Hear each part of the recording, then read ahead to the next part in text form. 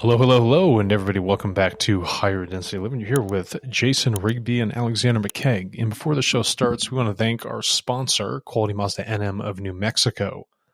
If you are looking to go through the most educational car purchasing process in the Colorado, Texas, or New Mexico area, and don't even feel like going to the dealership and having them deliver it to you, you can find your next quality built Mazda at qualitymazdanm.com. So, now that we got our ads out of the way for the people that are supporting this wonderful mission and vision of speaking about creational truths, Jason, I want to talk Jesus today. Jesus. Hands in the air, falling back, like in the church. Care. Yeah, waving them like you don't care. You know, like, let's talk the man in the white robe walking in the desert. Yeah, the man, the myth, and the legitimate legend, Jesus Christ. So, yes. how are we going to start? How are we going to start this one off, Jason? Jesus Christ, Alex. Yeah, I can run with this all day long. Go ahead. So here's what I want to do. I want to kind of do. We're going to have a short episode on the theories about the lost years of Jesus. No, fuck that. We're doing a 5-hour. We're doing a 5-hour theory episode right now. Everybody, buckle up. Hours, here we go. So we know when we look at the Gospels, Matthew, Mark, Luke, John in the Bible, and we see Jesus' life. We can go in there and we see specifically, and I'll get the scriptures together on our next episode for everybody to see that. We see his timeline, and there's not a lot going on up till age 30. We do have his birth, and we have Herod the king at the time wanting to kill all the boys because he heard about the Messiah through the Magi. We could do a whole show on the Magi. Yeah, but where does someone go from age 13 to 30?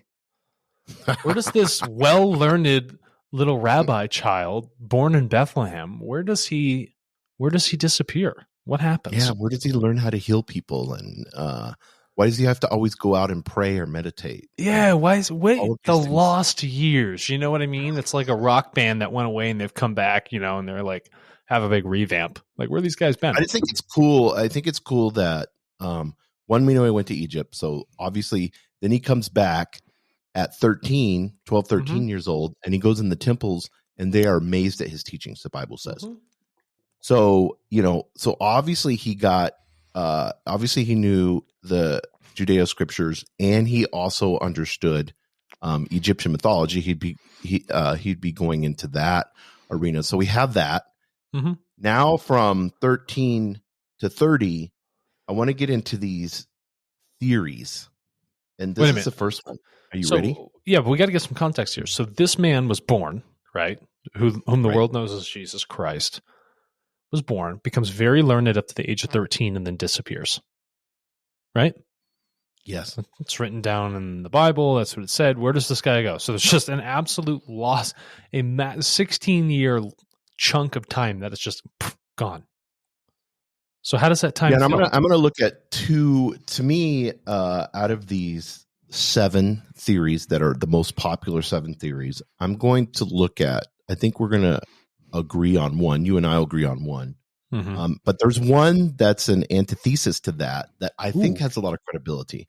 But let's get into the ones that are less credible. Go for it. And some people would argue with us. One is that he journeyed to Japan. First of all, I'm sorry. I can't even get started on that. It's insane. They said that he. What is he, like Bushido samurai, dude? Like, what is going on here? Yeah, he was the true last samurai, not Tom Cruise. Jesus of Nazareth.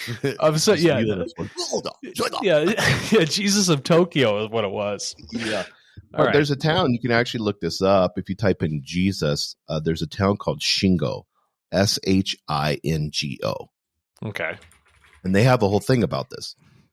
But he arrived at around the age of 21, landing on the west coast of the country before making his way to Mount Fuji. There he learned about religion, philosophy, and language and culture, the Japanese culture. And they said that he remained there, up until he went back to his home in the Middle East, of course. But the residents of Shingo claim that Jesus even escaped crucifixion, came back, and raised a family and died there. Okay. So All right. to me, there's problems with this, and let's get into those. Okay. First of all, when did it say you got there? What age? 20 something? 21. Okay, so what happened for 7 years? What about the first 7 years? Where was he? Yeah, exactly. Okay, so we have a 7-year gap, and then all of a sudden at the age of 21, he shows up in Japan.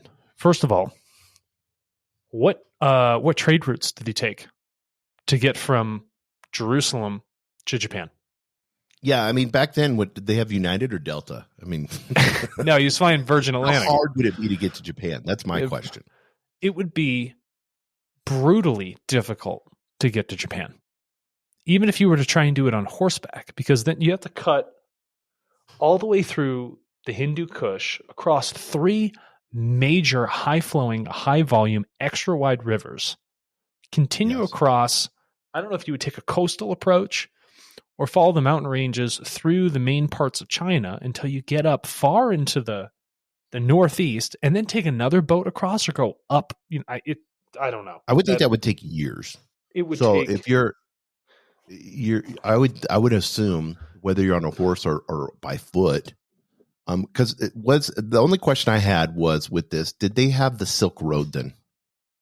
Well, because we know, and we're going to get into this. We know in India and all that area, there was trade routes too soon. back and forth Yeah, from the Middle East. But was there trade routes going to Japan? Second century. Okay, so if I'm looking at the Silk Road right now, Silk Road was running from that main area. It never even went to Japan. Okay, so no. And here's another thing. Why would someone who's so dedicated to teaching a mission about creation spend their time trying to get to Japan? For what purpose? Why? What are you going to do? And to go there too, he would have to understand a completely new culture and dialect. Yeah, and we're not discounting any of that, as far as their culture and stuff like that. No. I mean, he would have loved. Obviously, we know he loved learning new cultures and new religions. And we're going to get into that. So he would have loved that. I just think it's the time issue, the traveling. There's no direct route. Yeah, Let's get to another one. Okay. This one has gained a lot of popularity. There's actually a book that was written called The Missing Years of Jesus, the extraordinary evidence that Jesus visited the British Isles. So they're saying that Jesus went to Britain. Yeah, what is he? Fucking Merlin, the wizard? Yeah, and so there's a British tribe that made coins. You have to look this up. Type in coins, and then on the coins, they have a person named EISU.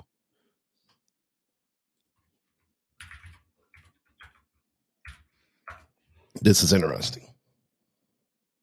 EISU. So we did a whole. So I'm going to tie another episode that I encourage people to get into this. This was taught in the Arthurian legend with Christ's Holy Grail, and that's why it's prominently featured. So you know about the Arthurian legend. Mm-hmm. We did a big thing on that with Merlin and the Arthurian legend. This is part of it, that Jesus went to the British Isles. And how does it say why? What did he say the purpose was for going to the British Isles? I think to save heathens. I think it was a myth that was perpetrated, probably put on the coins too. Because myths, you could put gods on coins. Yeah. You can put Christianity came. We know the big conflict between heathens and Christianity, between Roman Church.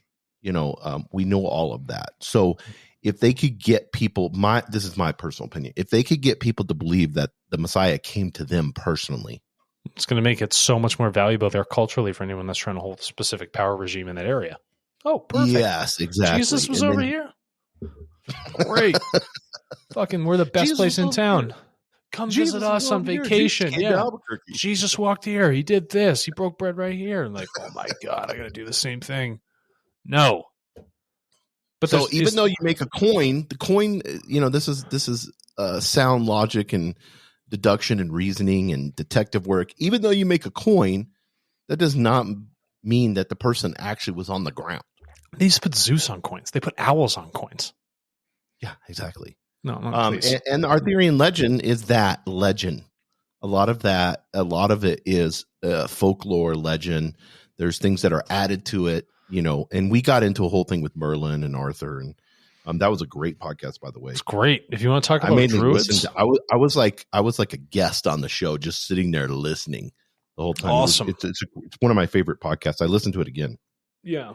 No, and if anyone wants to read a good, Arthurian novel, The Once and Future King by T.H. White, great book, by the way.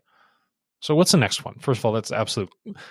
There's no substantial evidence at all for him actually making his way all the way over to the British Isles. Yeah, and so we're going to kind of get back to Japan a little bit, but this is another one. Well, and first of all, hold on. Why would he go to the British Isles? So deeply ingrained over there is Druidic culture, which is far less barbaric. It's far less slave-driven. It's far less, hierarchical than what you find with the current barbarism of religion that was happening with the Pharisees and the Hebrews and the Egyptians specifically at the point in the century of where he was in his specific area. Why go to a place where they already get it? Agreed, 100%. So this one is kind of right along with, this is another theory that's kind of right along with the one that we're going to talk about in the next episode. This was done by Nicholas Roerich, Roerich. He was an archaeologist in 1887. And he said that Jesus traveled to a Tibetan monastery in Kashmir, where he said he found several ancient scripts. And we're going to talk about this. This is a collaboration. We're going to find a lot of these people that are saying this. According to Roerich, Jesus traveled along the Silk Road, made his way to present-day Afghanistan, headed south to India, various holy cities, and even reached Tibet. And we're going to get into that. Now we're getting somewhere. And returned to Jerusalem through Kabul and Persia. Here we go. Other scholars subscribe to this theory too.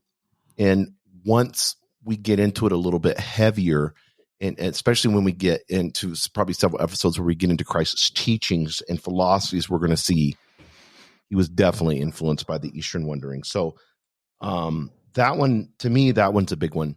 I could agree with that one. Well, there's a lot of balance between Nicholas Roerich and Nicholas Notovich. The Russians are onto something here. And does it say how Roerich came to that sort of theory? Yeah, when he went to Kashmir, he found several ancient manuscripts describing that Jesus arrived there. So this is cool because now we have logic deduction. We have multiple people didn't know each other, credible people, and we'll get into those later. And we're also seeing different monasteries mentioning this amazing man. Yeah. And so can you tell me, is that the last theory we have here before we get into the main function? No, we're going to get into a couple. We're going to get into just a few more real quick. He learned about Buddhism. That was one, which and Luke 6:31, perfect example. In the Bible, it says, do to others as you would have them do to you. Luke 6:29, consider others as yourself. If anyone, another great scripture, if anyone strikes you on the cheek, turn the other cheek, So that means if you clock me with the right hand, do I turn and let you clock me with the left hand also? Yeah, he even says it this way. The Buddhist admonition is if anyone should give you a blow with his hand, with a stick, or with a knife, you should abandon any desires and utter no evil words. So this is the same exact thing that Jesus said. Well, don't appropriate negativity. Yeah, don't go negative with negative. A scholar put a book together about Jesus' teachings and Buddhist teachings and how they align. Next one, which we would agree with this one, he lived in an Indian monastery. Ooh, who wrote this? Whose theory is Well, this? This is your man.